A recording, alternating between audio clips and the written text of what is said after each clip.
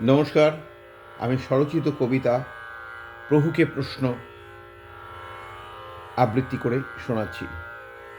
বহু যুগের ওপারে যেখানে আমাদের দৃষ্টি চলে না, তুমি এসেছিলে প্রভু সত্যদ্রষ্টা হয়ে।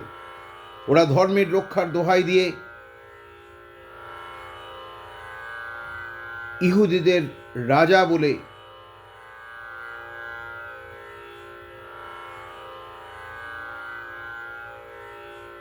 ধর্মের শত্রু বলে তোমাকে বিদ্রূপ করেছিল, তোমাকে গোলগথা অবধি ক্রুশ বইয়েছিল, তারপর ক্রুশ কাঠে আটকে দিয়ে রাজার জয় ঘোষণা করেছিল। কিন্তু 3 দিন পর তুমি ফিরে এসেছিলে স্বমহিমায়।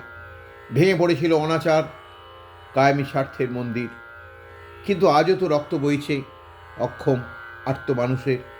কত অসহায় নারী ধর্ষিত হচ্ছে নরপশুদের হাতে। কবেই পাপের পৃথিবীতে ধর্মরাজ্য নামবে প্রভু?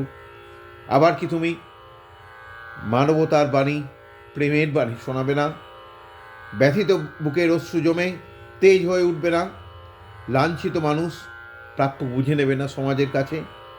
ব্যান্ডেল চার্চে তোমার দুহাত বাড়ানো মূর্তিকে দেখে তোমার পদতলে এই প্রশ্ন রাখলাম, কবে তোমার নামে ক্লান্ত তাপিত মানুষ বিশ্রাম নেবে, পাবে স্বর্গ জয়ের নিশ্চিত পথ?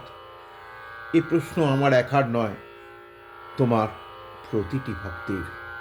এই প্রশ্ন আমার একার নয়, তোমার প্রতিটি ভক্তের। এই প্রশ্ন আমার একার নয়, তোমার প্রতিটি ভক্তের। নমস্কার।